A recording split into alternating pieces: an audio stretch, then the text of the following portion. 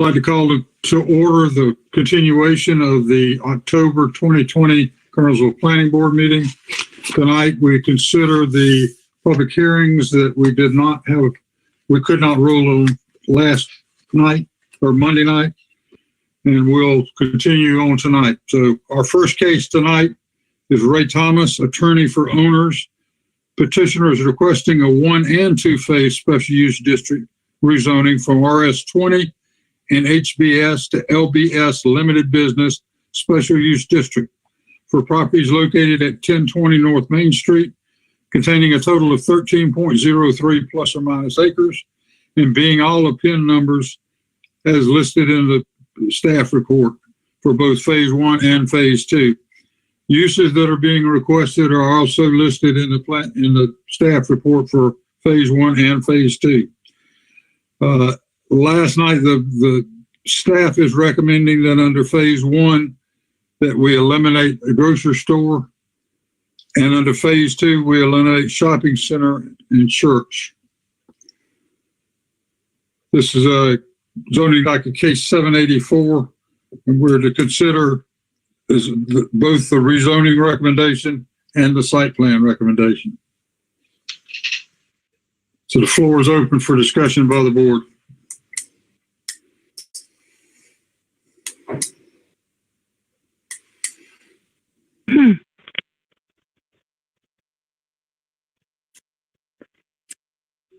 Okay, well, I'll kick it off and then we'll go from there then. I'm a very firm believer in land use plans because I think that the town cannot operate if we don't plan out where we're going. And I think it's necessary to have for developers as well as for the general citizens in the area. However, to me, when the land use plan becomes so restrictive that doesn't allow things that the citizens desire to have around, maybe it's time to look at at least restudy the land use plan. One option we may be able to do is, and Jeff, you could correct me if I'm wrong, is recommend that we look at the land use plan and continue this case to our next board meeting. That's one solution. Yes, you could do that. It gives us an opportunity to take a look and see if the current land use plan addresses the desires of the citizens in the North Main Street area. You know, there's the staff brought up a lot of good points last night about blighted buildings in the North Main Street area because of the size and competitive nature of what goes on, but it may be worthwhile taking a look at the land use plan. And I think it's important to note that we adopted the current land use plan for that area approximately 2-3 years ago, and really nothing has changed. I think the key here is our existing North Main Street area. When we think about North Main Street, I know I live in Branchwood. I'm a shopper of North Main Street. Jim, you live off Piney Grove Road. You're a shopper on North Main Street. Mm-hmm. It's a difficult thing is with the Lowe's grocery store, staff was informed that they were going to renovate the Piney Grove Lowe's. Staff wouldn't have recommended the South Main Street Lowe's if it were known. In this case, staff was informed that this proposed grocery store site is for a food line. And so if it is for a food line, of course, the developer, I asked the developer, of course, they have to be confidential in their clients. But if it is a food line, my wife will continue to be mad at me. She's still mad at me for losing the Lowe's grocery store at Piney Grove. And if Food Line has a new spot on the edge of town, it just moves the neighborhood grocery store away from your neighborhoods. So, I think on the land use plan, nothing has really changed. Now, certainly the applicant could be more forthright in explaining who his client is, but, staff was informed it was the Food Line looking for a new location to move further out of town. This is Diane Byers. I agree, Jeff. I think I was excited to see that a grocery store wanted to come to that side of town, and it didn't even occur to me in discussing it that it would just be the same food line moving from the building they were in into that unit. And that would then leave another building possibly vacant where the old food line is. But it would be really exciting to know a new grocery store would want to come in that area. So I'm a little torn between going both directions with that. Be a little careful now. We don't know for sure that the new development is a food line. And we don't know that it's not. Right. And I did actually email Ray Thomas and ask him and mention to him in an email after our meeting whether he said they could not divulge who it was, which I knew that would probably be the case, but they certainly did not. In the email I asked, or I mentioned too, they did not come back and say it wasn't Food Lion. So, but I guess I would caution the board, since it was not presented as such, that just consider it as a grocery store at this point, since we don't have any direct knowledge. Well, it makes a whole lot of difference. Well, it if does. We don't know. Yeah. I mean, it makes a difference because we're talking about an additional grocery store versus one grocery store only for an area that, you brought Macy Grove Road extension in there. We know we've had residential development out there. We also have heard sort of anecdotally that the current Food Lion is stretched or overwhelmed, I suppose. Maybe I don't know if that's the right word. I mean, my thinking was we would want an additional grocery store, but I kind of agree that moving an existing one to a new spot kind of just shifts the deck chairs in the Titanic. Doesn't really help. Well, that section of Kernersville certainly needs help. So I agree with Margaret that whole North Main area does need help. I agree with that. My concerns are more along the lines of there are reasons that we have big box stores empty now that are completely out of our control. They were brought up to us on Monday night, like, tenants that don't want to sublease because their current tenants are paying their lease, they're paying their taxes. There's no, if I was the owner of the shopping center where Lowe's Food was, and Lowe's Foods had a 20-year lease to pay their mortgage every month or their lease payments every month, I'm not going to go looking for somebody, and have to renegotiate potentially a lower lease rate to let them out of that. So I can't blame them for that at all. I can't blame Walgreens for not wanting to lease the space at, the Rite Aid space across the street. I can't, while it is detrimental and it is not detrimental, but it is an empty box like that is an eyesore. I understand from a business perspective why they're that way, right? I also get from if this is in fact a Food Lion, why they're looking for a new space. I mean, that shopping center, unlike the Aldi's, has not been updated, has not been renovated at all. It doesn't have a new facade on it. Those types of things that these grocery stores are expecting when they're signing 20-year leases or whatever. So I can certainly understand why they might be looking for a new space. And if it's not there, it might be somewhere else, because they need more space between their aisles because of today's environment. They need more space between their registers because of today's environment.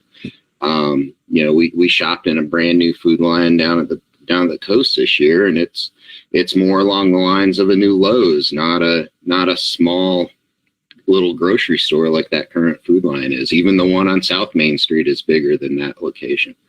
I also I also just real quick wanted to point out, one of the things that the staff showed us on Monday night was the Harris Teeter plaza that they built in a neighborhood setting in down near Charlotte somewhere. I can't remember. I have to pull it out, but and I can't imagine a Harris Teeter is in a 20,000 square foot building.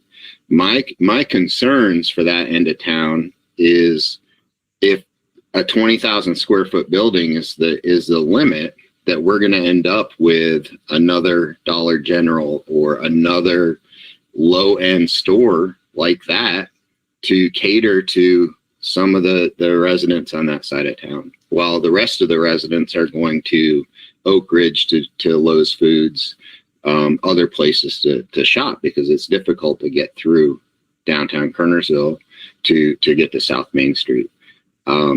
With Macy Grove Extension, I don't think living out on Piney Grove Road is going to be an issue getting to Food Line. It's probably going to be easier if that's it to this new grocery store than it is now once that's completed. But, those are just my thoughts and my concerns. And I would really like to I guess my question for the staff is, if we put this off for a month and looked at the land use plan, is that something we would do together as a group or individually, or how would that work? Because I think as a group would be easier, but I don't know if legally we can do that. So What do you mean as a group, Chris? like this meeting right now, more in private, looking at that land use plan before we make a decision a month from now. Well, we'd have to consider the land use plan in a normal planning board meeting. And then whatever we decide with the land use plan, the next month, we would reintroduce this case unless the petitioner decides to withdraw it, but whatever, we would consider it for approval or denial at that point in time. Okay. Yeah, it would be done like in a workshop format. That's what I meant. Would we have a workshop or something like that to go over? But during a normal meeting, whatever we do. Okay. It would be during a normal meeting. That's fine. I'm open for anything. And if that pushes this 2 months, I'm sure, unless they're going to get construction running, that kind of stuff. I know taxes are due soon. So if landowners are wanting to sell land, then they're probably looking to move quickly. But I want to make sure I do the right thing. Well, the other thing that kind of concerns me a little bit about limiting to 20,000 square feet with all the residential developments we've approved in that area, with more to come, is 20,000 square foot grocery store going to be enough adequate to meet the needs of the people, that we're setting up for residential living out there, both multifamily and single family. What size is the present grocery store? The Food Line? Yes. I have no idea. Jeff, do you know how big that building is? I can look real quick. I think, Jeff, didn't you tell us that average grocery stores on the other side of town were running 39,000 square feet or More, I think. Let me pull it up here. Thinking he said 35. I kind of thought he said it was a rolling average between 35 and 40. Today it sort of was an average number. Yeah. I just think that's too small of a site and of a building for a Food Line. I think Food Line's going to want a larger building than that. Well, again, be careful about limiting your thought from a standpoint of a Food Line, because we don't know that it's a Food Line at this point. Right. If the petitioner decides to go ahead and say it's Food Line or it's Pathway or whatever it is, then we could bring that into discussion. But till we know that. Well, I think it would be to that. I think that it would be to their advantage for them to tell us. The current Food Line on North Main Street is approximately 38,000 square foot plus in size. That's not counting the coolers in the back. So it's approximately the same size as being proposed out on North Main Street.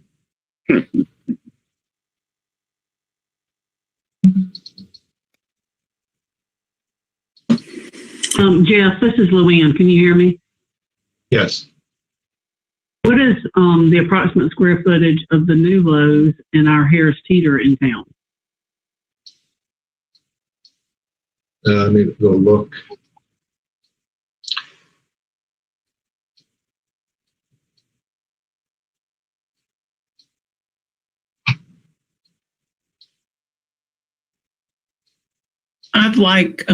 I do like what Jim has proposed.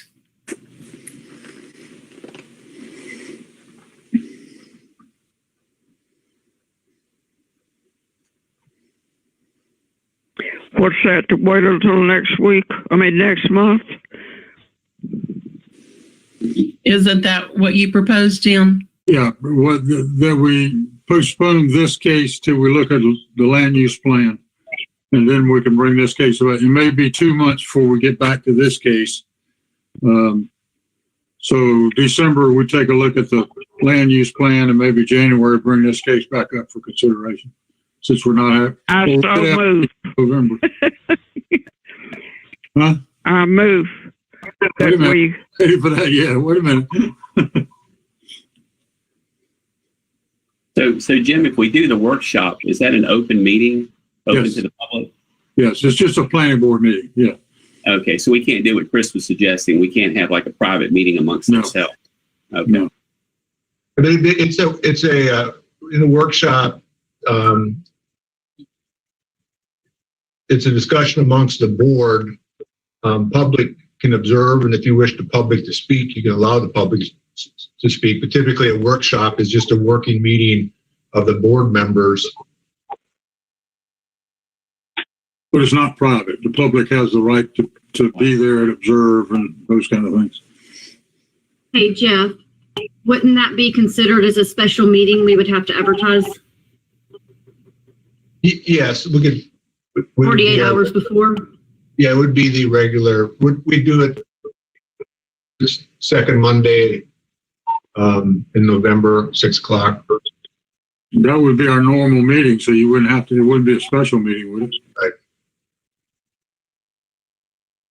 Because we have no other cases. The Lowe's on South Main Street is approximately 48,000. I'm just doing approximate measurements.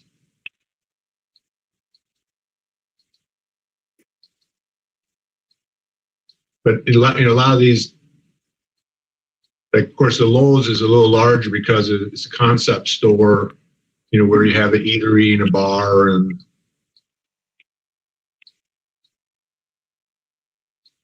the Harris Teeter.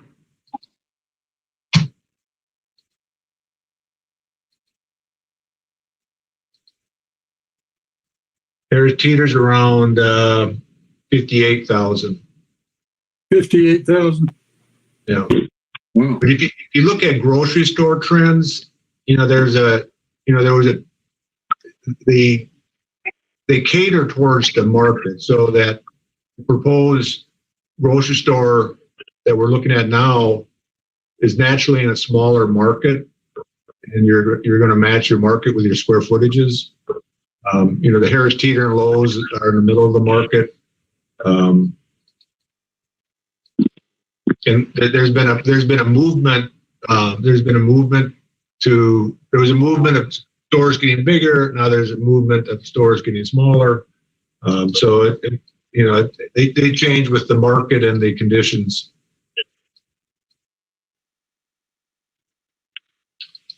And the food line out on South Main Street is approximately 55,000. Thank you. I have to echo Chris in that, on one hand, I don't feel like you can,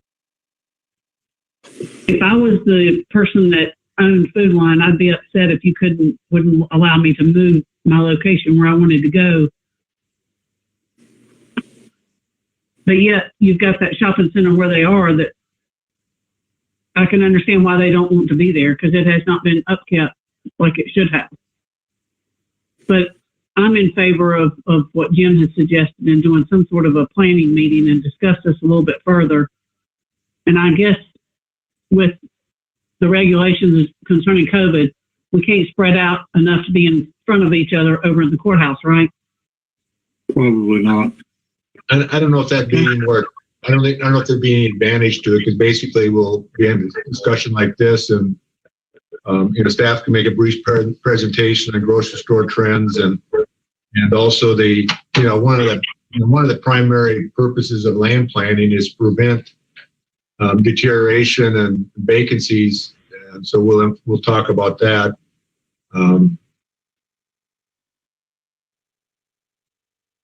So Jeff, in that vein, so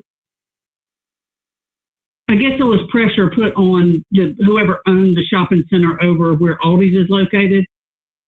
How did that get remodeled and upfitted, and then finally the parking lot get paved? Somebody bought it, didn't they, Jeff?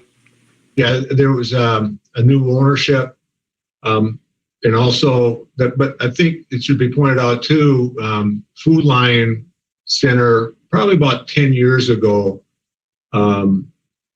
they did some renovation. Staff actually called the property owner in Chapel Hill at that time. They might be the same property owner, and said that we're trying to, make North Main Street a nicer area. And you guys are one of the anchors up there. And they went in there and did facade changes and painting and some renovations. So their last renovations, it was probably about 10 years ago. Well, I think it's been renovated less than 10 years ago, but yeah, because they put in a cold area for vegetables and that kind of stuff now. Yeah, the outside facades. But anyways, so there had been some changes out there. And I know they have parking issues. So, especially on a Friday evening when people want to go grocery shopping, they can't find a parking spot because at least before COVID, everyone was lined up for food to get into the restaurant there. So, yeah. So it could be a challenge to find a parking spot there on a Friday evening. Okay. Any other comments from the board?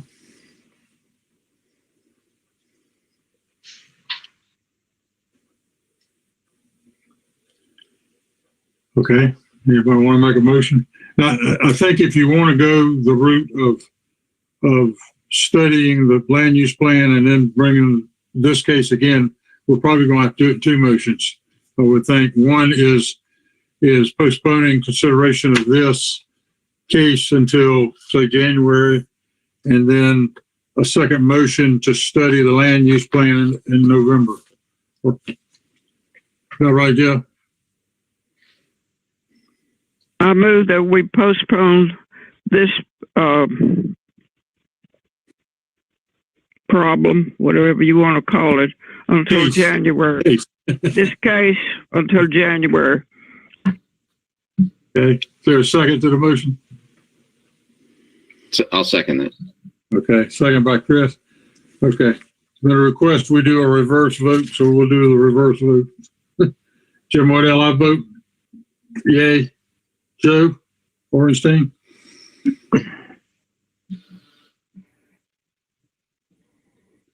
It's on mute. I'm sorry. I was struggling with the mute.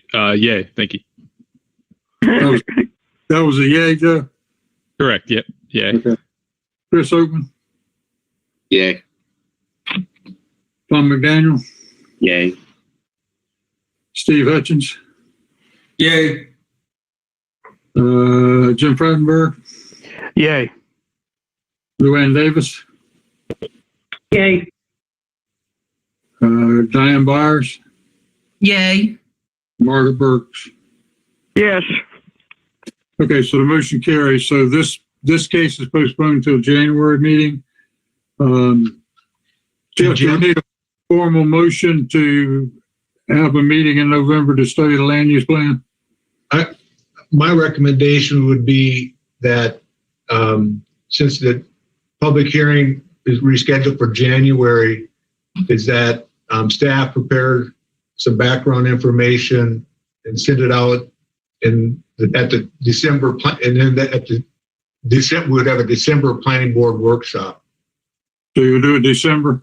Yeah, that way we have adequate time to put together the documents that you're looking for and get them out to you in November. And then, so it'd be December would be we do a workshop in December. Do we need a motion to that effect, or we just say December meeting will be the workshop? Yeah, I would do a motion for the December workshop.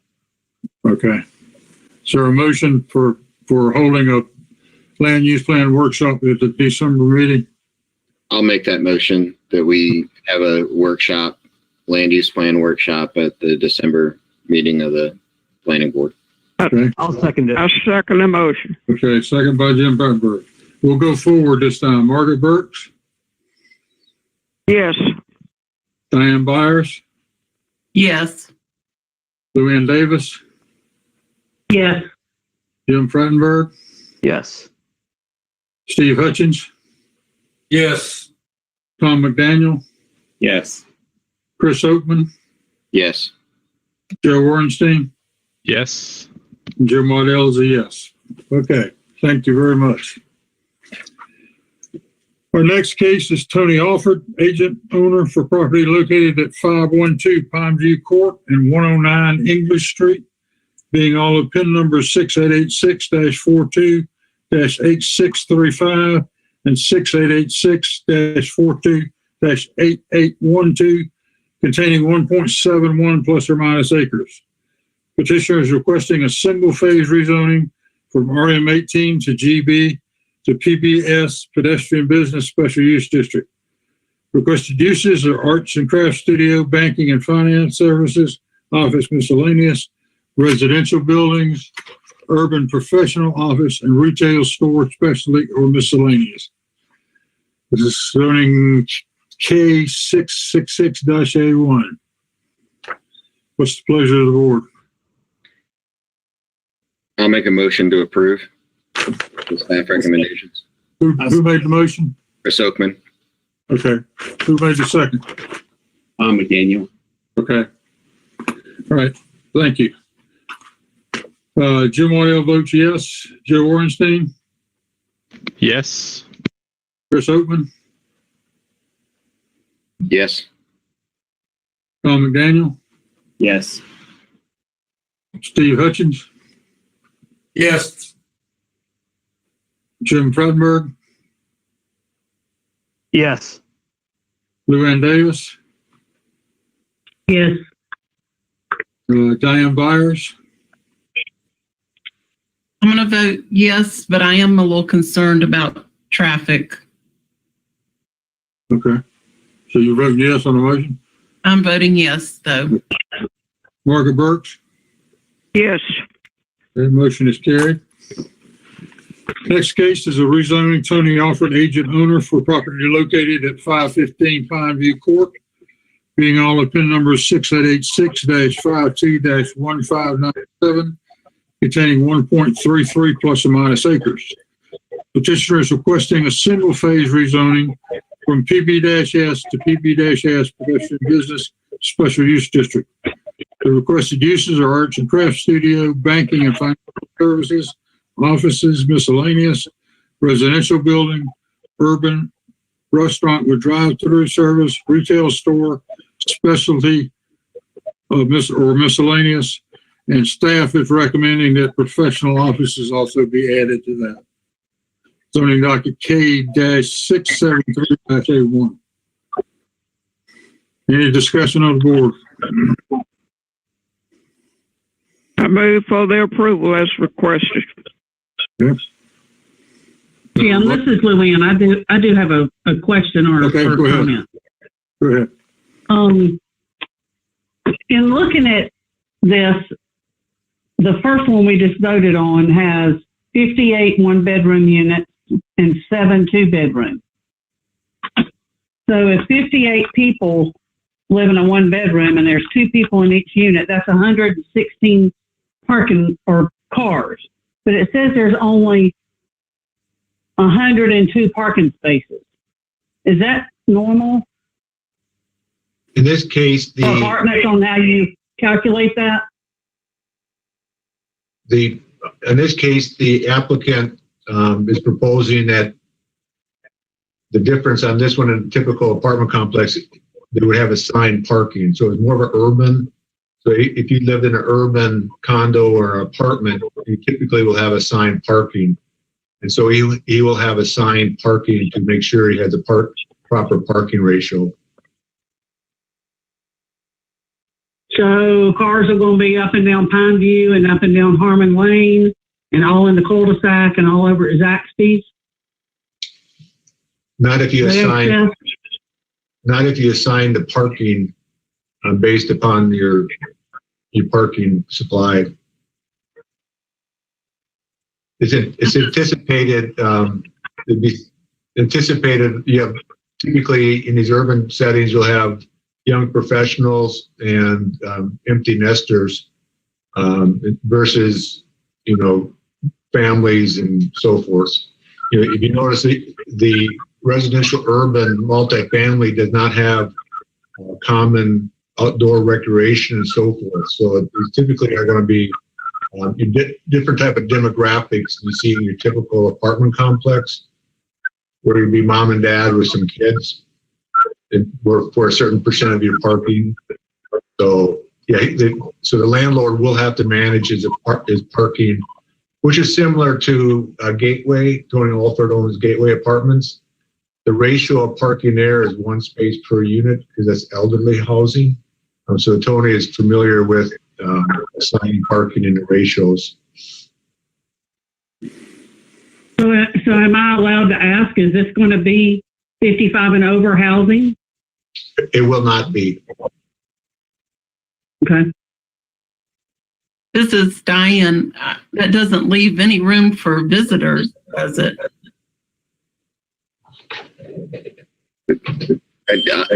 I'll make a quick comment on that. I just signed a lease. Boone. Somebody's got. I just signed a lease in Boone and for my daughter for next year, and there's 1 parking space per student and absolutely no visitor parking. So even though I'm paying the lease, there's no visitor parking at all. I don't know where a visitor would park on this one.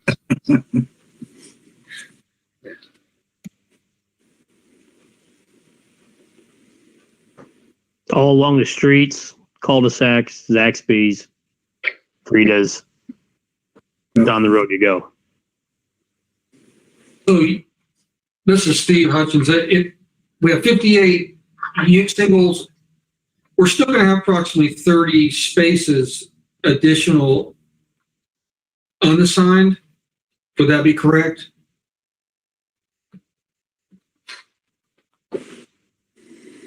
Yeah, so looking at so repeat what Luann had mentioned.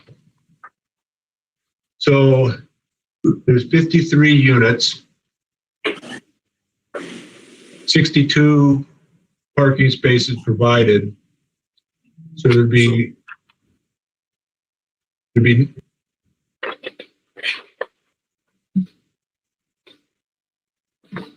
so that's currently, I'm just looking at the site plan. So he's provided 62 for 53 units. And then, of course, there's a small amount of non-residential. Of course, that'll be typically different parking hours than the residential.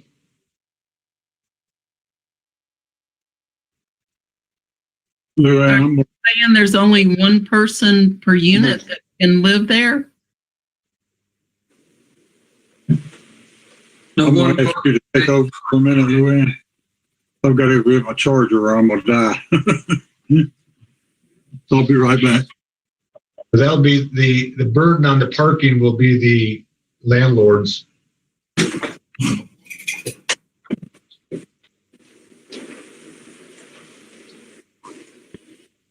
Jeff, are you saying in the one we're voting on now, what page, or I see 62 parking spaces, but I can't find how many units. I'm looking at the site plan right now. Uh-huh. And right in the upper left-hand corner is the density calculations. It says 53 units.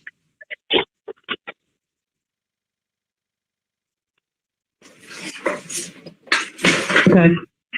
And typically the The 53 units, are they one or two bedroom or a combination?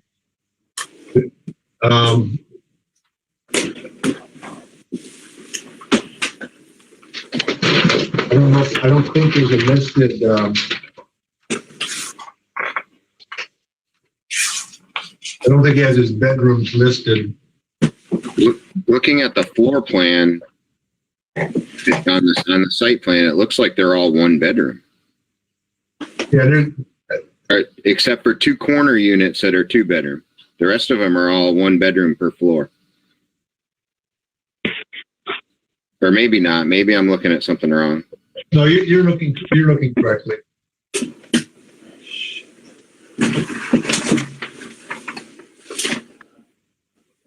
So it looks like 2 bedroom units and then the rest are all 1 bedroom units per floor.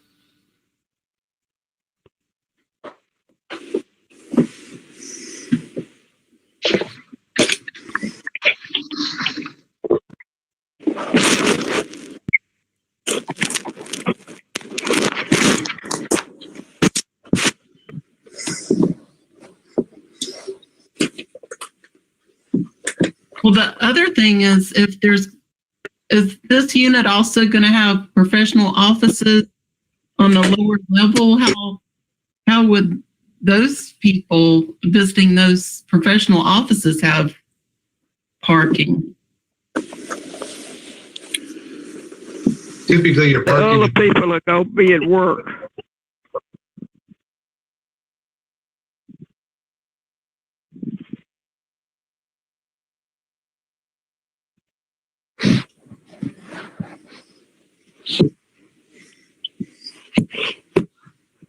Jeff, did you answer her question? It also says in here, Luann, it says parking shall be located to the rear or side of the principal building, except that the planning board may allow up to 2 spaces in the front of the building if all spaces can't be provided in the rear or side due to lot size, shape, or topographical. And I guess that's the standards.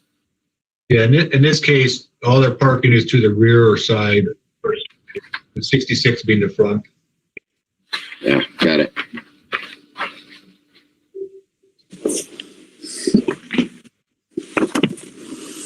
Will the Department of Transportation have to provide some sort of plan as to how the roads have to be configured if this is approved and they start with this project? Or does it stay like it is? There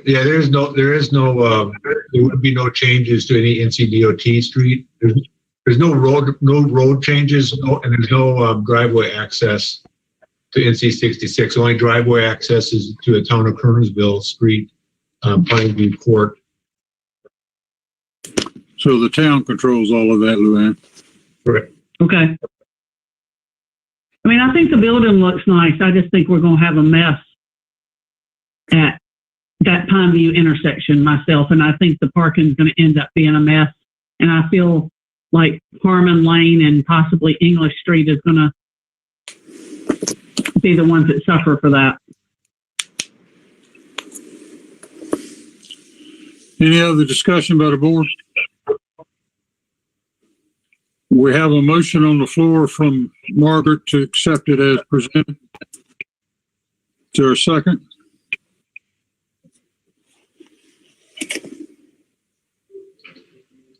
I'll second it. Joe Ornstein. Okay. Margaret Burks, Yes. Diane Byers, Yes. Luann Davis, Yes. Jim Frattenberg, Yes. Steve Hutchins, Yes. Tom McDaniel, Yes. Chris Oakman, Yes. Joe Ornstein, Yes. and Jim Waddell is a yes also. Our next case is Jim Taylor, agent for others. The property located at the 800 block of Old Winston Road being all of PIN number 6876-71-2816, 6876-71-0814, 6876-71-2763, 6876-71-1782, 6876-71-1712, containing 1.86 plus or minus acres. Petitioner is requesting a single-phase rezoning from RS12 to GBS General Business Special Use. Requested uses are club or lodge, museum, or art gallery. Zoning docket case 785. Any discussion from the board? I have a couple questions on this one.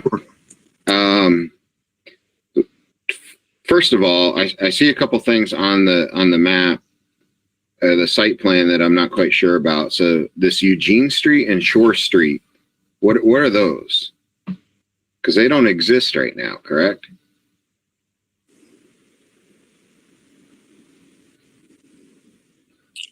I thought Shore was the private drive. To answer that question, Chris, those are, we call them paper streets. They were recorded right-of-ways probably back in the 40s. Ah, okay. And we call them paper streets, so it's right-of-way, but it's not, we do not maintain it. And so like the house to the rear of this proposed development, has their driveway on that Holly Tree Drive. Also, the apartment complex that's being built next to it will share that same drive as emergency access. And then this project proposes to use it also, and they're going to pave Holly Tree Drive back to their parking lot. So it's kind of just a shared area on a paper street. Okay. All right.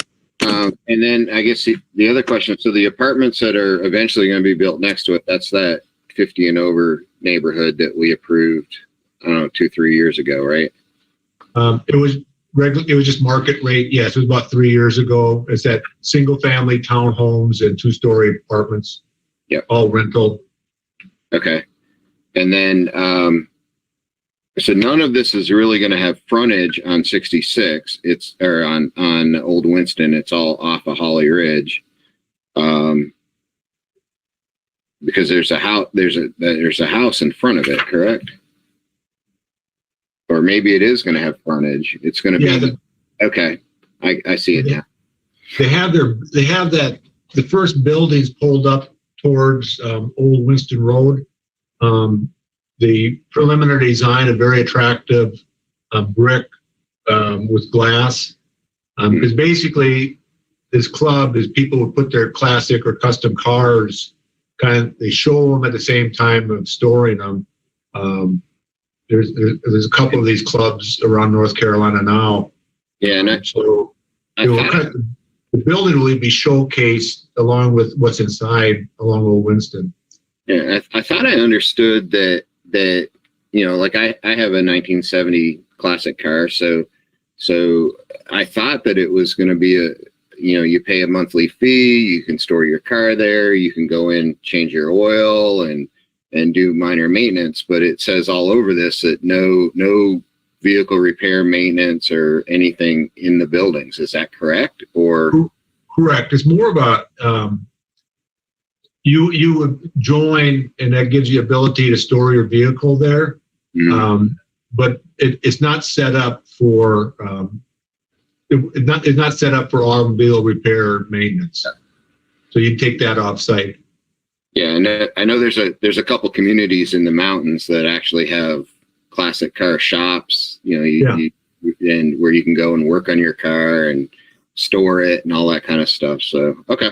All right. Yeah, this one is strictly for storing and gathering enthusiasts on cars. Okay. Any further discussion on the board? Yeah, this is Luann. Sure. So the driveway, the road Holly Tree Drive, the petitioner for this is just going to pave to the end of the driveway to turn into these proposed two buildings, correct? Correct. So when is the apartment complex going to pave from the back all the way up? Because that's their, am I correct that this is their emergency? There's going to be a gate back there, a lock gate. This is their emergency in and out for fire or whatever. Yeah, they have some upgrading to do. Matter of fact, I emailed them last week to get an update of what their schedule may be. Rick Dapp, and the person who lives back there, was on that email. Because basically there's three parties sharing the use of this. So I was just trying to encourage some coordination between this project and the rental community next door. But yeah, so I emailed everybody last week to see what everybody's timing was. Well, I mean, I went out there and the driveway or the curb and gutter comes up to the backside of Holly Tree Drive, but it's not the 40 feet that it's supposed to be. The apartment complex is required to have it at the 20-foot width, or I can't remember what the standard was. Whatever the standard, I'd have to go back and look at the specifics.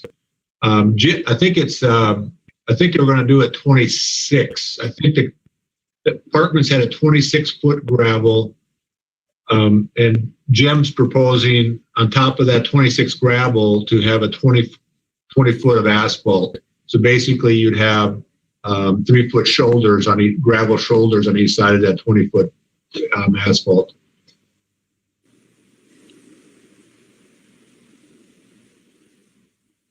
So who's going to be checking to see that the apartment does what we voted on back when that was done? In that email I sent, I pointed out that would be tied to a CO, certificate of occupancy. So okay. Yeah, so that's how we make sure conditions are met, is certificate of occupancies. Okay, thank you. Any further discussion? So what's the pleasure of the board? Steve I Hutchins, move for the, I apologize. If you'd like to make hold on, wait a minute. Go ahead, Margaret. I move for the approval Okay. of zoning request. I'll second that. Who seconded it? Steve Hutchins. Steve, okay. Okay, Margaret Burks, Yes. Diane Byers, Yes. Luann Davis, Yes. Jim Frattenberg, Yes. Steve Hutchins.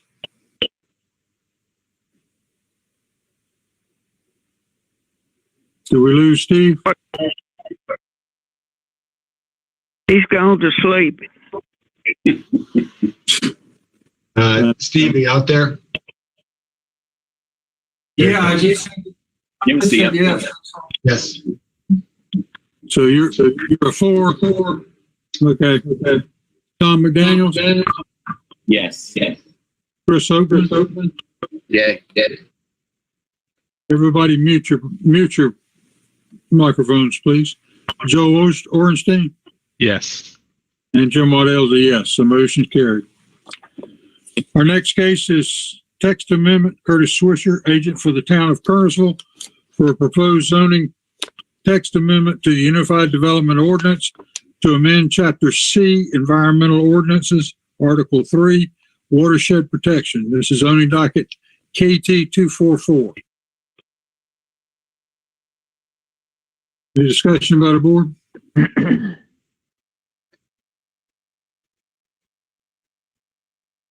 Make a motion that we approve as submitted. I second it, Freidenberg. Okay, we have a motion and a second. Any further discussion? Jim Waddell votes yea. Joe Ornstein, Yay. Chris Oakman, Yeah. Tom McDaniels, Yay. Steve Hutchins, Yay. Jim Frattenberg, Yay. Luann Davis, Yay. Diane Byers, Yay. Margaret Burks. Yes.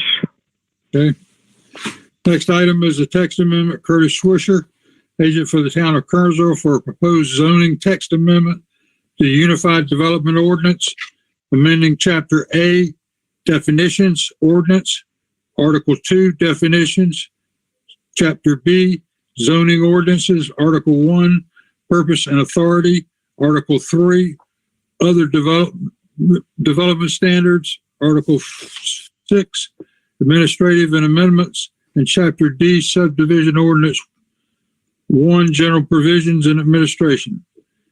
5, Major Subdivisions, B, Development Standards and Requirements for Preliminary Subdivision Approval. Amendment is proposed in order to comply with the terminology requirements as defined within GS 160D-102.7. It's KT 245. Any discussion from the board? I move for the approval of all that mess. We have a motion for approval from Margaret. Chris Oakman seconds. Chris Oakman, second. Okay, Margaret Burks, Yes. Diane Byers, Yes. Luann Davis, Yes. Jim Frattenberg, Yes. Steve Hutchins, Steve is having a little delay. I'm having a delay. I apologize. I've got a slow connection, but I'm a yes on that text Okay. amendment. all right, Tom McDaniel, Yes. Chris Oakman, Yes. Joe Warrenstein, Yes. and Jim Waddell is a yes. And our final case is Curtis Swisher, agent for the town of Kernersville, for a proposed zoning text amendment to the Unified Development Ordinance, amending Chapter B, Zoning Ordinances, Article 2, Zoning Districts, Official Maps and Uses, 2.5 Use Conditions, 2.5-61 Residential Building Urban, and B Buffer Yards. This is KT 247. Any discussion about the board? This is Bradenberg. I make a motion we accept as presented. Okay, Chris Oakman second. we have a motion and a second. Margaret Burks, Yes. Diane Byers, Yes. Luann Davis, Yes. Jim Frattenberg, Yes. Steve Hutchins, Yes. Tom McDaniel, Yes. Chris Oakman, Yes. Joe Warrenstein, Yes. Jim Waddell is a yes. Okay, any other business need to be brought before the board? I just want to point out, Luann had a good example of bringing up a concern on that rezoning. That's what the Board of Aldermen like to hear. They'd like to see what the comments are. So you may vote in favor of something, but it's nice to be reflected in the minutes, the discussion, and staff will follow up with the developer and make sure he's prepared to respond to that, some of the parking issues brought up by the planning board. Okay, if you remember Monday night, we said there would be no meeting in November. Now there will be, and will be a workshop on the land use plan for North Main Street. That was, hey, Jim, that was December. December, you're right. I'm sorry. Yeah. So there will be no November meeting. Yay. Okay, if there's no more business to be brought before the board, we stand adjourned.